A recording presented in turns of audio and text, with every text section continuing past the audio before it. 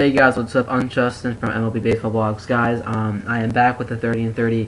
I haven't been able to doing it like all in straight days because I've been busy with baseball. Getting ready for our upcoming season with our training games and what's so not. I've just been busy and stuff. Just hanging out with the family sometimes, but I just couldn't get back into doing this. But guys, I'm gonna be back into doing this. It is spring break right now, and it is now time to start doing these videos daily and giving you some daily MLB updates. So guys, let's get down. Today we are at our number 29 team, the Houston Astros. Now this team is most disappointing to me. Last season they lost, I think it was somewhere about 12 or 18 games in the beginning of the season. It was just really awful. They were going downhill. They lost some key points and key players in their hitting, and they lost Roy Oswalt, who went to the Phillies, which now are going to be the most dominating team in the end. Is going to be the dominating team in the National League. So let's start off with the top 3 breakthrough players. Jordan Lyles is going to be their number 1 prospect, and it is his number 1 prospect. So here's a little in-depth analysis on Jordan Lyles.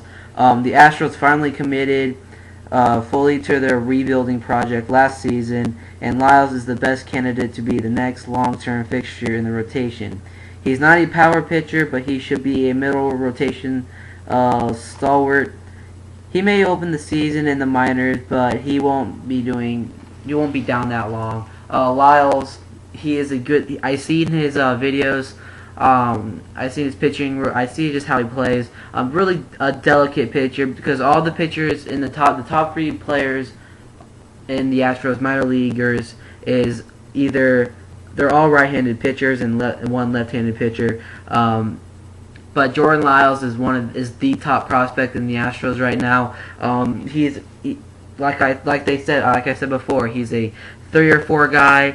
He's not yet proven himself to be maybe a 2 guy, but you will see as he improves. He won't be in the rotation, I don't think, this year, unless like a guy like Bud Norris goes down and they have to bring somebody up from AAA. So this is pretty much their guy who's going to be coming in to fill in the slot in case there's a guy who's going to be on the DL for a short period of time or a long period of time. So their second guy, who is their number 2 prospect, is Andre Rodriguez. Houston will have open auditions for the back of its rotation or in the bullpen. It took Rodriguez from the Rays and Lance Pendleton from the Yankees in the Rule 5 draft to take part in the competition. If they don't make into the big league roster, they'll be offered to be back in the previous organizations, which is he is actually playing in the Dominican League right now. I don't know a whole lot about him, but I cannot really say if he's a good pitcher or a bad pitcher. I'm just going to leave this out in thin air. I cannot really break it down for you right now because, like I said, I don't know who he is. These last 2 guys, I don't know who he is, but I do really know a lot about Jordan Lyles. But I really think that Jordan Lyles is going to be the guy to be called up if there is an injury. You can also probably see Rodriguez maybe in the bullpen within the next few years, or if he's lucky and he's really impressive eyebrows, and probably in the rotation, maybe out of number 4 and number 5. And then our last guy, his name is Fernando Abad. He's a left-handed pitcher. Like I said before, I don't know a lot about the Astros. I don't really follow the Astros, but Fernando, most of his talent in Houston's farm system is a lower level, but Abad is a success story who battled through the system for 7 seasons before finishing last season in the Major League bullpen. Pretty much the Astros fell last season. They need to be rebuilding right now, and I think this guy, what I'm thinking about is I think he's going to be a future. He's going to be a guy to be reckoned with. I just seriously think that he's going to be a guy to be reckoned with. He tosses about 94 miles an hour and should win a job as a lefty reliever.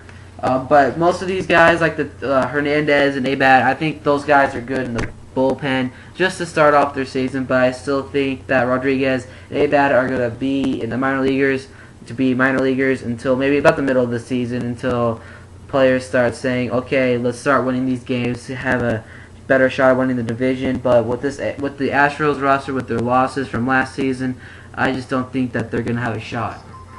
So that's the sports update. I apologize. So let's get on with the 2010 record of disappointing 76 and 86. Their opening day payrolls would be $92,605,500. I'm gonna project the Astros to be sixth in their division. I just don't think the Astros have the key points right now. So I just think that maybe being in the sixth is going to be their rebuilding process. I think that they're going to be they got some key guys this off season, so I'm hoping that they can keep on rebuilding and rebuilding and rebuilding for years to come on. So let's get on to their acquirements. I think their number one acquirement right now is Bill Hall. This guy can play third base. He can play shortstop. Played with the Boston Red Sox last season. He didn't do that. He was pretty good. I cannot go wrong. You can never go wrong with Bill Hall. Last year he had 344 at bats, getting 85 of those 34 at bats, getting 85 hits, 18 home runs, 46 RBIs. His batting average was a 247. I mean, not that bad for a shortstop / second baseman. I mean, he's gonna most likely be playing shortstop this season. So I think Bill Hall is going to be a really good hitter for the Astros. Their second guy they traded for Ronnie Paulino was Clint Barmes. He came over from the Rockies, and I think Clint Barmes is also another decent pickup to have on your roster. I mean, you can't go wrong with these couple pickups.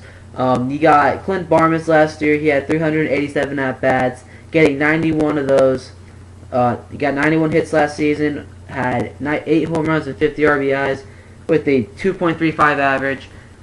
He can improve in some spots, but you can't really go wrong with Bill Hall. You can't go wrong with Clint Barmes. There's still awesome guys to have in your hitting, but the next guy you can go wrong with him. His name is Ryan Rowland-Smith.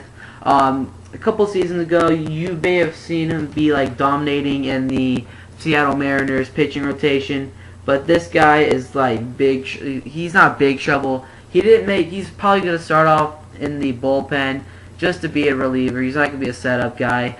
He's going to be just a reliever. Maybe if a pitcher has a bad day, they're going to bring him in.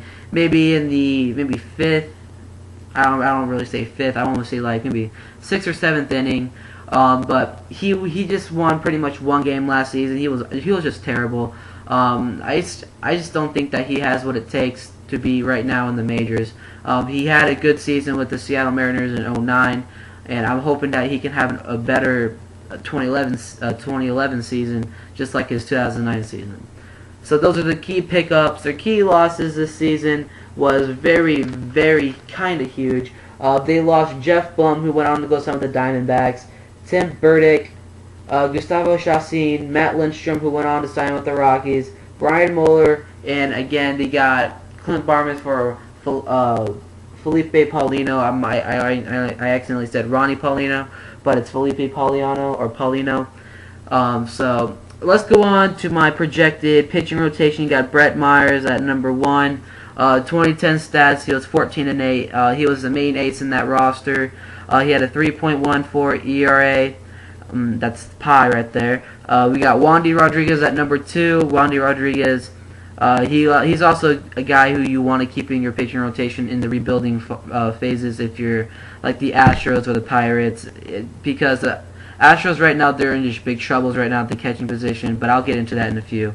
But Wandy Rodriguez, 2010 stats, he was 11 and 12 with a 3.60 ERA, a pretty high ERA last season. Then you got Jay Happ, who's going to have his first ever full season with the Astros. He was 6 and 4 last season with the split season with the Phillies. He was 6 and 4 with a 3.40 ERA. Then you got Bud Norris. I know a lot about Bud Norris, but I don't want to spend a lot of time just talking about Bud Norris. But he was 9 and 10 with a 4.92 ERA, a high ERA. Then you rounding out with your rotation. I had a decision. I think in that Ryan Rowland-Smith should be in the 5th, but I think Nelson Figueroa is going to outtake him. Last year he was 7 and 4 with a 3.29 ERA. So pretty much I'd have to say that Brett Myers is going to outtake Wandy for the first spot in rotation. As you guys see, no Roy Oswalt. He left last season. I think it was at the trading deadline the day prior, or is that the Roy Halladay deal? But they also the Astros also lost Lance Berkman, who was a key guy who can play infield and outfield, who was put into third base or first base last season for the Astros. So let's go down to their hitting. I think at number 1 it's going to be just like last year. You got number 1 Michael Bourne. You got the new acquirement of Bill Haw at number 2. Hunter Pence at number 3. I got Carlos Lee, their power hitter, at number 4. Brett Wallace, I got him at number 5. Number 6, I got Chris Johnson. Number 7, we got Clinton Barmas, who's going to be playing second. And the guy who you want to talk about, since there is no Jason Castro right now, there is no, you got to go with J.R. Towles. This guy has to prove himself that he is big league material this year. This is go time, or this is pretty much go time for him. It's either go time or you're going to be down in the majors or down in the minors. I meant trying to improve yourself, because I think this is a huge spot for JR to be in because of the surgery that Jason Castro had. So pretty much what you have to say is the Astros have to pay, got to get a catcher. There was rumors saying that they're willing to trade for Ryan Domit. There's also Benjamin Molina out in the market right now. But the Padres said that they're interested in signing Molina for a smaller deal, because if all the teams who sign Molina are pretty much wasting money.